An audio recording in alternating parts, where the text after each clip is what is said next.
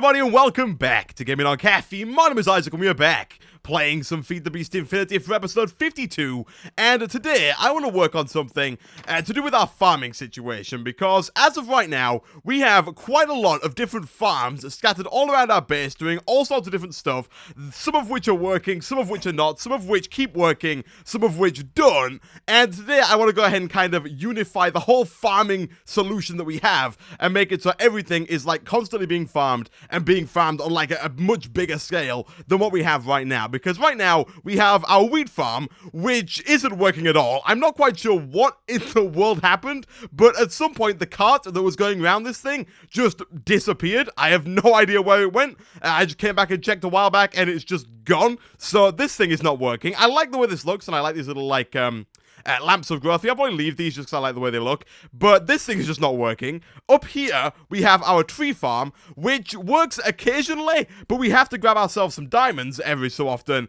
and avoid creepers, like so, as we try and fill up this cart, which is constantly circling around, so I never know where in the world this flipping thing is, and then every so often we have to go ahead and throw a diamond into the woodcutter over here.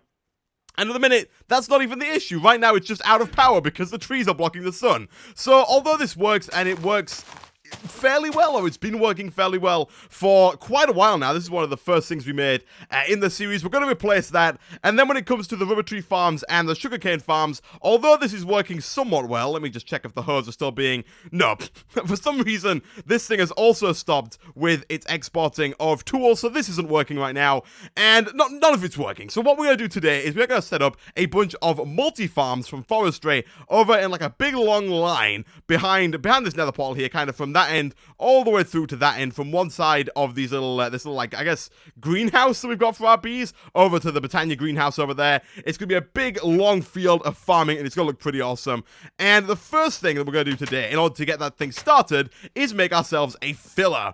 We haven't done a lot of Buildcraft really at all. We've done pretty much no Buildcraft up until now, so I thought it was about time we built something from Buildcraft, and that something is the filler. And the filler really does make your life a lot easier. In order to make it, we're going to need 2 gold gears. We're also going to need a landmark. I think we have a redstone torch. We do. We're going to need a few more of those landmarks, but we'll get to that in a second. We're going to need a crafting table. We're going to need a chest. And then we're going to need yellow and black dye. So that's just yellow dye. And ink sacks, do we have it? We do not. We are missing ink sacks and then dandelion yellow. Do we have any dandelions? We do. Does this give us 2? I think it does. It doesn't, although I'm pretty sure that we can use the yellow mystical flowers from Botania to do the same thing. I think that works, so we'll really quick go ahead and grab ourselves an ink sac from a nearby squid. We should really set up some form of squid farm somewhere so we can get ourselves an unlimited amount of ink sacs. There you go. Would you just wouldn't mind staying still for a few seconds while I just thank you. There we go. There we go. All right. Yeah, I think you can use the mystical flowers from Botania to do the same stuff as you can with normal flowers for dye. So, moment of truth, no. I was fairly certain you could do that. Let me check this real quick. Extra bees, Gendustry, Minecraft. It would seem that I just lied, which is not good. There should be some yellow flowers lying around somewhere. That will do just fine. That's the first time that all of these flowers from the bees have actually come in useful, and I could not be happier. Let's just not get hit by those guys, and then we should be good to go. Nice. That gets us the filler. And then finally, what we're going to have to do is set up an area for the filler, and in order to do that, we need to get ourselves a few landmarks, which means we do have to get quite a few of these redstone torches, which means we are going to have to get ourselves quite a few sticks. Let's go ahead and craft, like, I don't know, a stack. Boom. Nope. What are we missing? No crafting CPUs available. Oh. Oh, if you could stop. Oh, that's why the hose were being made for our thing. That's fine. That's fine. Let's go ahead and just make ourselves some sticks here. If you could just, thank you. I should really change the way this is set up. Right now, it's set up so that, oh, stop. There we go. It's set up so that it's toggled by a number of items. And let me change that actually. Stored, toggled by... I'm going to toggle it by inventory. I don't like inventory tweaks. Item name?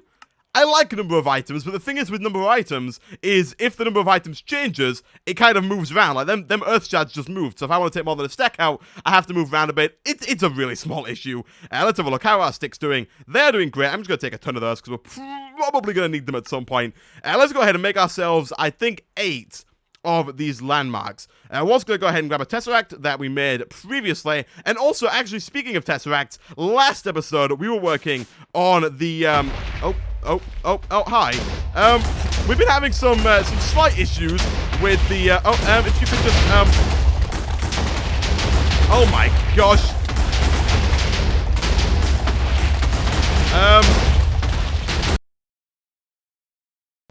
Okay, so it would seem we're having some slight issues with the number of withers that are being spawned in. For some reason, the teleporters don't seem to be working for whatever reason. I thought it might have something to do with the amount of blood in our A network, the amount of blood in our blood magic network. But I went ahead and filled it up, and it's still not working. So yeah, let me deal with this, guys. I'll be back in a second.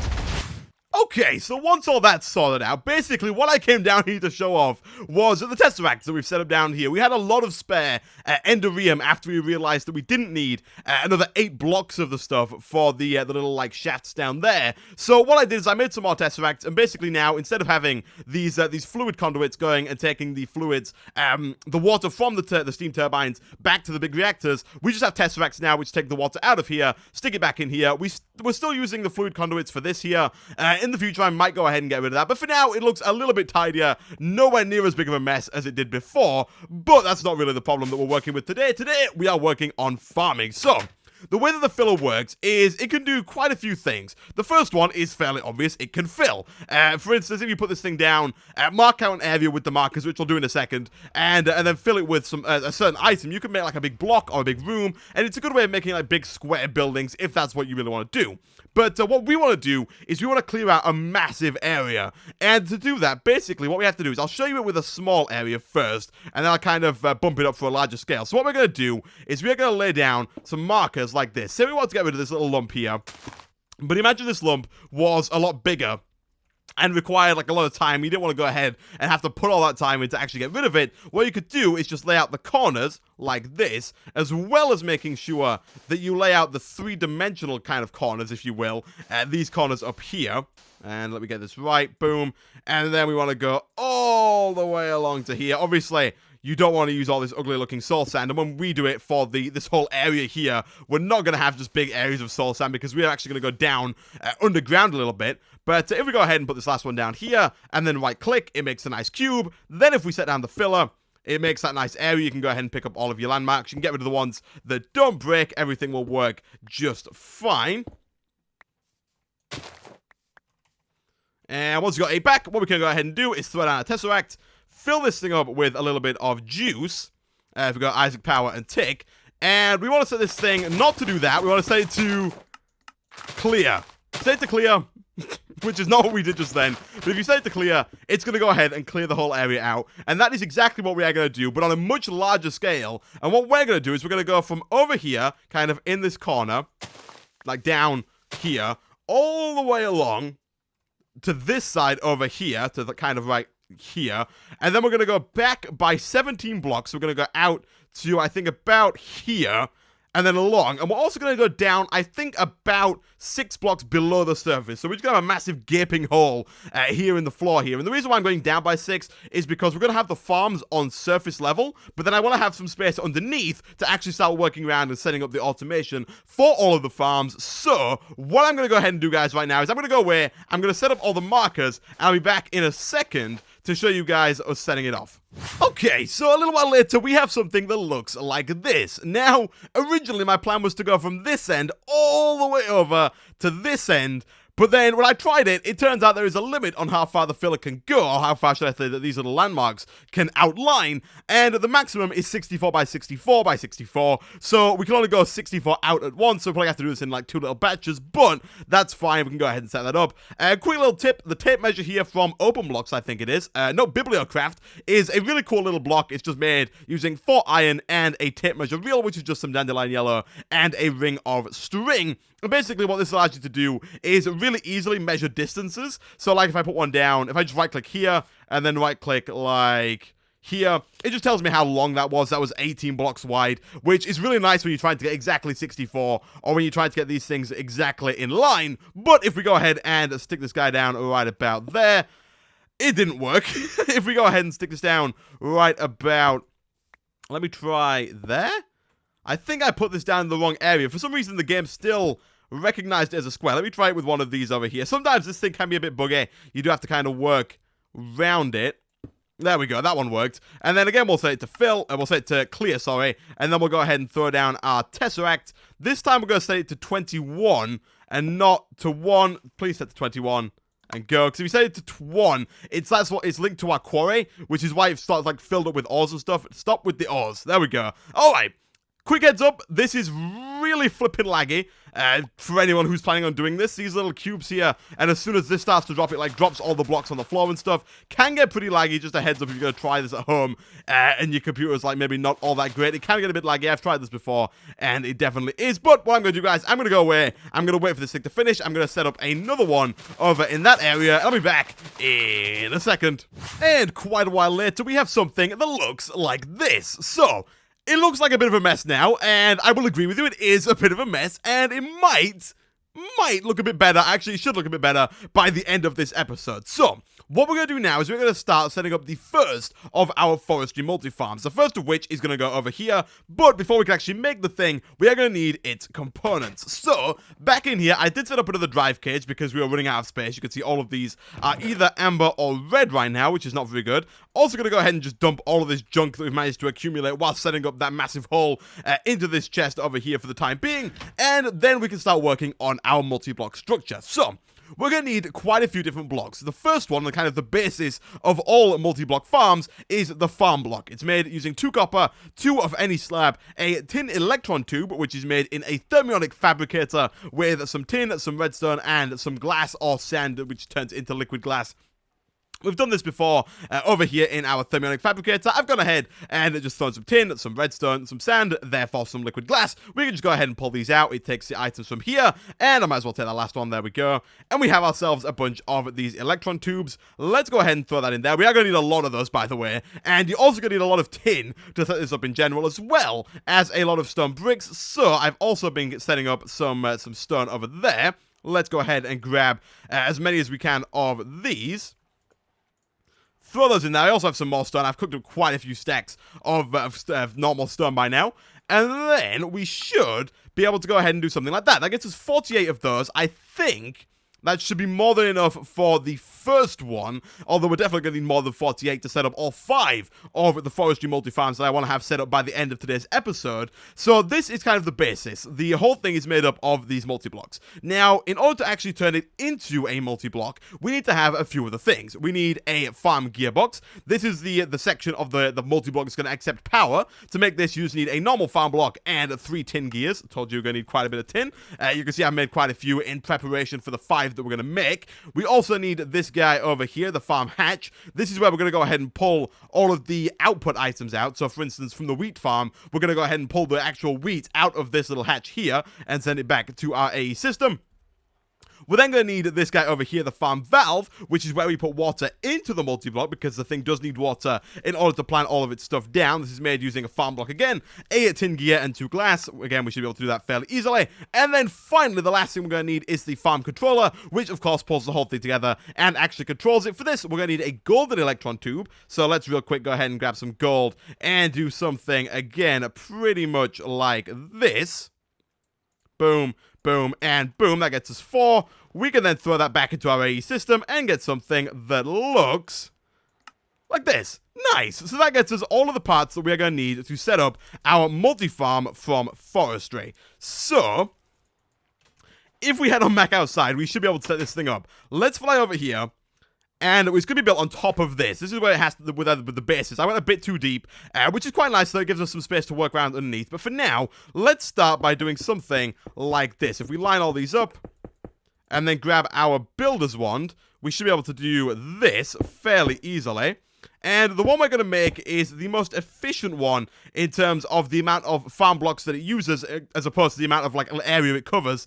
It didn't quite have enough. It needs to be 5 deep by 3 wide by 4 tall. We got it almost 4 tall, but not quite there yet. So we are going to have to go ahead and grab ourselves just a couple more of the stone bricks, and therefore the farm blocks. Let's do that. And then let's do that. Are we missing out on 10 electron tubes? We are. That should be something that's very easily fixed if we just go ahead and do this. And once we've got an extra 52 farm blocks, we can go ahead and do that. Nice. Okay, so this is the full size that the multi-block is going to be. Now, what we need to do is actually go ahead and make some space for all of these individual extra blocks that we have lying around. So, this thing is 5 wide and we have 4 blocks, which makes it an absolute pain in the backside to use. But what we'll do is we'll get rid of you, and replace it with the gearbox, the hatch, and the valve. And I'll just put the controller on the front like this, just for the sake of symmetry. We'll go ahead and throw you down there, and if you've done it right, it should go ahead and get this nice little black band around it, which you did see earlier, and that is to confirm that it is formed into a multi-block. And now if we right-click anywhere on it, you can see this little farm. So, what we need to do now is we need to start setting things up. The first thing we need to do is get ourselves some water into this thing. Now, thankfully, a little while back, we set up an unlimited water source in our base, which we can now use all over the place. So, let's go ahead and grab ourselves a ender tank from the ender storage mod. I always forget what mod that's from. Ender storage requires some obsidian. We do have some obsidian in here. We should really get our obsidian production back up and running. I don't think the igneous extruder is working right now. Yeah, no, we took it down, so we're not actually making any obsidian. We do need to get that back up and running if we want to keep making ender tanks like this. But let's take that. Let me just quickly check what color it is. It is red. I think we should still have some red dye lying around. We do. Let's take you, and also let's take ourselves a fluiduct from Thermodynamics, and we should be able to set this thing up fairly easily out here. We then, of course, have our Tesseract, which is going to be used for sending power and receiving items. We'll probably set up a new frequency for that. But for now, let's put you, say, there. Let's put you, say, there. Let's change you to red, so you should fill up with water pretty quickly. And then let's go ahead and start pulling that water out and sticking it into the multi-farm, like so. That should start to fill up over there. Nice, nice. Now it says no power. We'll go ahead and we'll stick this down, I think, around about there. Like so. And like I said, I kind of want to set up a new... Do we need a new frequency? I'm quite tempted to set it to frequency 21, which is the same frequency... It's already at frequency 21, which is the same frequency that our stuff from the nether's on, which means all the stuff from the nether is going to end up over there. But I'm hoping that what it's not going to do... Actually, as long as we set this to not receive items, if we set it to send only on items, that shouldn't have any issues with stuff arriving. However, we do also need to keep this thing filled up with fertilizer from forestry, so we do have to have this on send and receive. So that might be a bit of an issue. We'll see in... yeah, it's going to be an issue, isn't it? Okay, let's set up a new frequency. We'll set up frequency 80 for the time being. We'll call it farm. We'll give that a tick. And basically what we can do with that is we can set up another Tesseract down, I guess in the power room, in the same place we have it right now. But we'll work on that in a second. For now, we're going to set it to farm. We're going to set it to 80. It's going to send and receive items. Of course, it's going to send all of the items that are made by the farm. In this case, this one will probably be the wheat farm. So it's going to send all of the wheat, and it's going to receive all the fertilizer that goes in this little slot here. Now, of course, to get this thing up and running, we are going to need to get ourselves a flux duct, which is the power conduit. It's a flux duct. Thankfully, we have one lying around, which is not the best. We're going to have to make quite a few more to set up the rest of the farms. But let's go ahead and throw you down there. That should get rid of this, as long as this is set to... Oh, no, it's not, because we're on 80. If I set this to 21 real quick, and then back to 80, it should start to fill up with power. It did. Now it's saying no fertilizer. Let's head on back over here. Fertilizer is fairly easy to make. It's made from apatite, which is something that we do have a lot of, and we're not using at all. It's this stuff over here. We have 7,983 apatite in total. So, what we need to do is we need to get ourselves some sand, like so, and then some apatite, like this, stick it in the middle, that gets us fertilizer. Now, what I'm going to do real quick is teach our AE system how to make the fertilizer using sand and this stuff here. What we'll also do is we'll teach it how to turn cobblestone into sand, because as of right now, our system has no idea what to do if it doesn't have any sand. So, if we teach it that this equals this, and it incurred, that's going to get us that one. Did I get one for the... Oh, yeah, okay, there we go. I got that one, and I got none of the other ones. Okay, one second. Let's do sand, appetite, incurred. There we go. Okay, the appetite one needs to go over here. You can go in there, and then the sand one can go in there because we want it to pulverize up the cobblestone in the sag mill to make a sand, which will then go back to the AE system. So that's all nice, well, and set up. So if we were to grab some fertilizer and throw it into our farm, like so, now we should say that farms don't require fertilizer. There we go.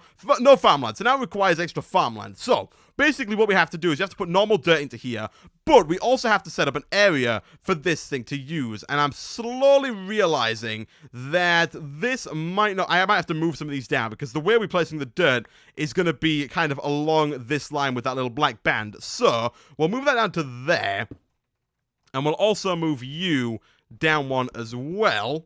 I think it retains its redness. Yeah, it does. Its frequency. So we'll go ahead and we'll stick that there. We are going to have to move that. It's kind of funny that that stays there, but we'll go ahead and do this, and then say to ignore again, like so. And now what we have to do is grab ourselves a bunch more of the stone bricks. So, watch out. There we go. Let's grab ourselves some more stone bricks. Hopefully this has been working. It has. Let's do something like this.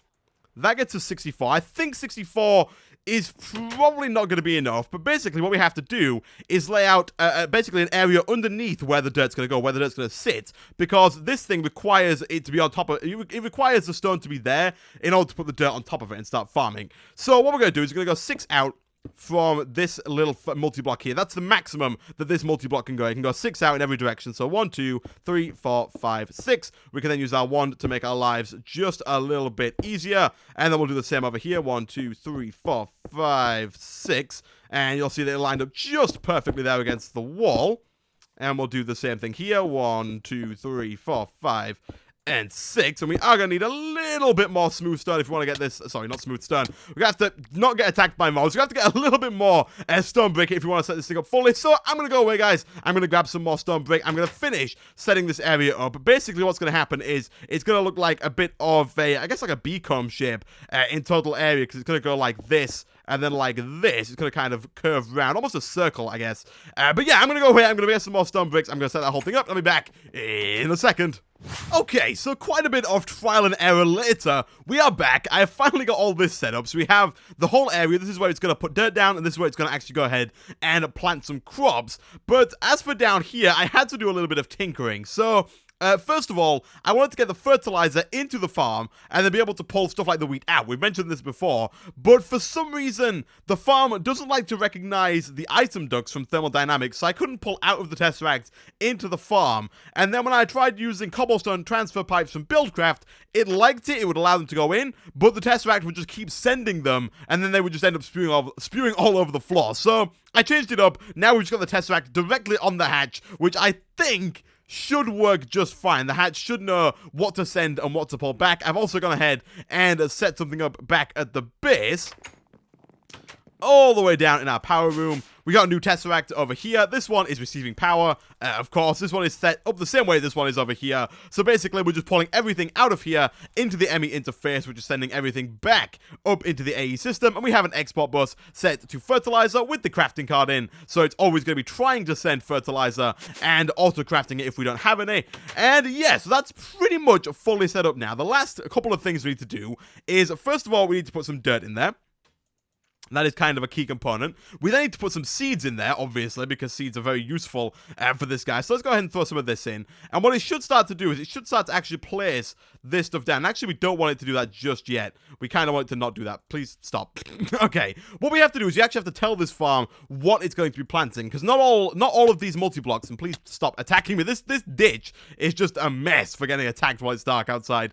But yeah, the farm doesn't know by default what it's going to be planting, and not all farms by default can plant everything. What we have to do is we have to throw a specific type of electron tube onto a circuit and put that circuit into the farm. So, if we go ahead and type in circuit, we need this guy over here, the integrated circuit from forestry, made in the Carpenter with some gold and some redstone. We have some gold, we would need some redstone. Let me again get rid of some junk that we've got clogging up our inventory here. We're going to need all that dirt again in a second anyway, but that's fine. Let's grab some of that and some of that. I believe our Carpenter is out by the bees.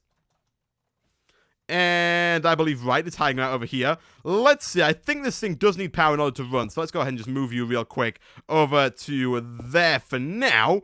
And then let's go boom, boom, and then gold. And as always, you need to put stuff here and here if you want them to work. And does it also require water? It does. So what I'm going to do real quick while we set this up is I'm just going to actually cheat a bit and grab this one. These things take a while to break, these ender tanks, but thankfully that one didn't take too long. Let's take you. And if you wouldn't mind, thank you zombies, let's just do this real quick instead of making another ender tank just for this little Carpenter that we're going to use once for the time being. We should really set it up so that it has its own unlimited water source, but for now, this should work just fine. That's going to go ahead and make us the integrated circuit. And now, depending on what type of farm you want to set up, you use different electron tubes on that circuit to tell the farm what you want to do. So, for instance, if you want to use saplings, you would put a copper electron tube on there. Tin is for peat and dirt, so basically none, I don't think. Bronze is what we're going to use for our first one, which is to plant seeds, so things like wheat, for example, and I think also things like barley or anything from Pams, I think would also use that same thing there. Iron is used for carrots and potatoes, blazing is used for netherwort, and apatine is used for mushrooms. They're all on the wiki. I'm just reading them straight from the wiki here. Those are the different electron tubes that you would use in order to go ahead and plant those different things. We're going to use a few of those, but for now, let's grab you. We are going to need a few of these, but not that many, so I'm going to take some of those out, and I'm going to let that thing keep working. Let's head on back over here. Something did blow up, but thankfully we have mob griefing off, so I don't think anything actually exploded. Let's grab ourselves some bronze, which apparently we do not have, so instead, let's grab... Oh, we do. We have Tinker's Alloy, of course. Let's grab some Tinker's Alloy, which is aka bronze, and let's do something like this. Boom, boom, boom, boom, boom, boom, boom. We're going to need 4 of those to start with, and then basically what we need is we need to grab our soldering iron, this guy over here.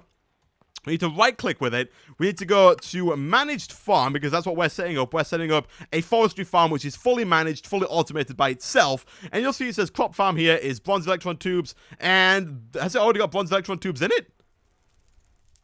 Oh, apparently we left some bronze electron tubes in there already. That's fine. We'll go ahead and put the circuit in there. If that hadn't have worked right, we'd have put this in and then added the 4 bronze electron tubes just like this, set it all to crops. They did it again. We made a second one. Didn't really need to do that, but that's fine. You can set it up so it plants different things in different quadrants of the farm. Please stop attacking. They never learn. They never learn. Never ever learn. Get out of here. There we go. Where's our talisman of nutrition? We need this guy to keep feeding us. There we go. Anyway, you can have the farm set up. Oh my god, just run. You can have the farm set up so the different quadrants of the farm plant different things, and that's why there are 4 different sections here. So you can have like one set to a bronze electron tube, which is going to plant crops, one set to a copper one, which is going to plant trees, one set for netherwort, and so on and so forth. But for now, we're going to have one completely dedicated to wheat. So let's go ahead and throw this guy in the middle. These will all change to wheat like so. Then let's go grab ourselves some seeds from over here. Like so, as well as some dirt from our AE system that we just threw back in there not so long ago, like so, and we should be able to set everything up here. So we're going to put the dirt in. The dirt should start then to get put down, and we're also going to go ahead and put the seeds in, like so, and you'll see that it starts to actually put down all the hood dirt, like so, and every so often it's going to fill it up with water. Now, for some reason, it was doing this with me before. For some reason, it's going like extra far out here. I'm not quite sure why. I don't think it's supposed to. It says it can go 6 out. Maybe it's just going to do a huge square. I'm not quite sure here. Is that out of dirt? It's not. It should go ahead and fill up the whole area here, if I'm not mistaken. Which I don't think I am. It's out of water, which is probably... that's because we didn't set it back up. That's why it's not doing any more. Let's grab some water real quick. And it should continue to do that. We can fix it so that it doesn't do the whole, like, overstretching with the dirt thing in just a second. But for now, let's get this water set back up.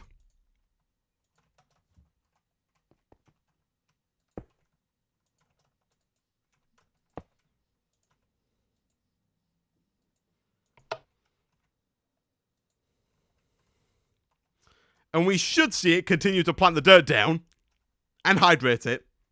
And again, a little while later, we have something that looks like this. This is a fully set up, fully functioning, hopefully fully automatic managed farm from forestry. And as you can see, the wheat's getting planted down here. There are a few that are not quite there yet, but it'll go ahead and recognize those any second now. And start to go ahead and throw down some wheat on those. And what should happen is, let's go and check our system real quick. How much wheat do we have? 68.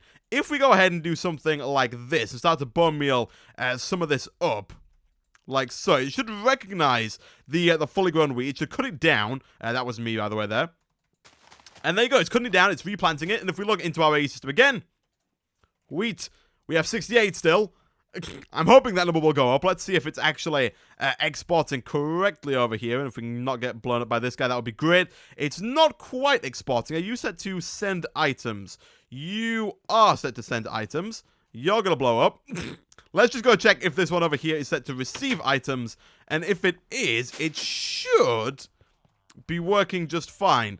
You are set to send and receive items. That should be receiving, I think, those items. Although, it may also not be. And what we might have to do is set another hatch on. That could well be a thing. Let's not get blown up by you. Let's try real quick. I haven't actually tried this before, but let's try throwing down a second hatch on. The hatches, by the way, is what I've not tried before. I've tried making these farms before. Hatch.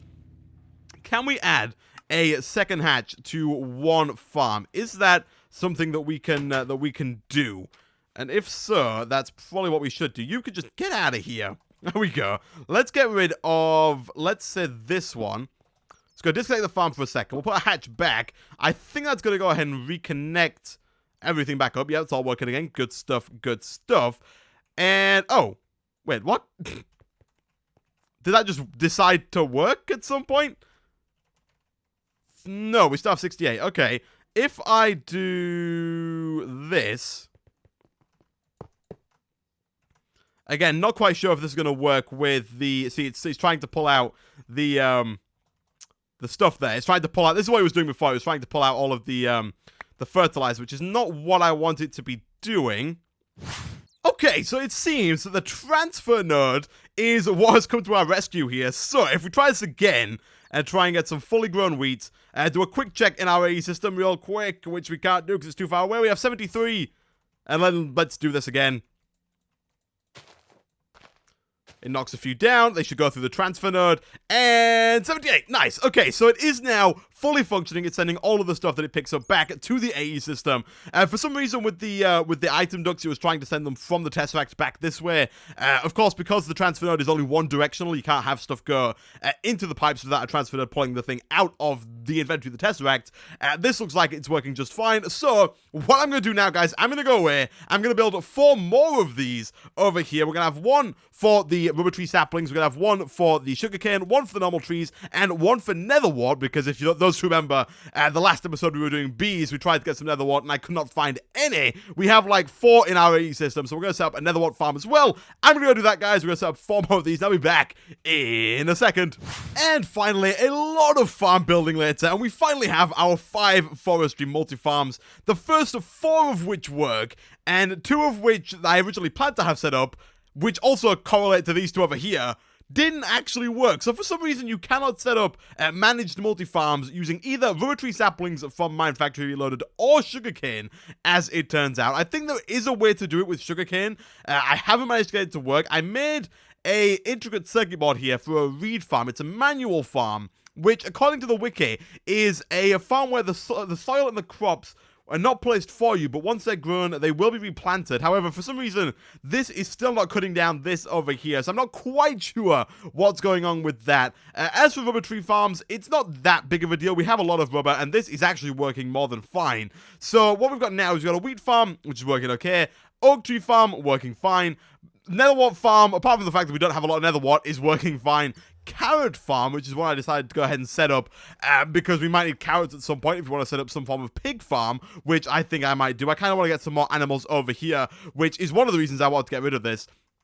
And then I would like to get this sugarcane farm up and running over on this section. If anyone knows how this works, be sure to tell me down in the comment section below. And a quick tip for if you wanted to get the grass to grow back fast, I basically threw a lot of dirt down, and then if you just use a watering can from extra utilities, and then just right click on the dirt, on the grass here next to the dirt, it will go ahead and spread really quickly so you can get the grass to grow back pretty flipping quick. But with that, guys, I'm going to end today's episode there. We've been recording for far too long for this episode already. This took me ages to set all this up. I did also go ahead and throw down a bunch of torches. Oh, we got a bit of a frame rate drop there. Bunch of torches all around this area now so we can walk outside without being attacked by like hordes of hostile creatures. And between episodes, what I'll probably go ahead and do is put some torches down underneath here, because right now it's very, very dark. And I'll probably also go ahead and set up some form of tunnel that goes from this little room all the way down here. I'll probably set up a tunnel that goes all the way over to the little farming area over there, so we can go ahead and manage those farms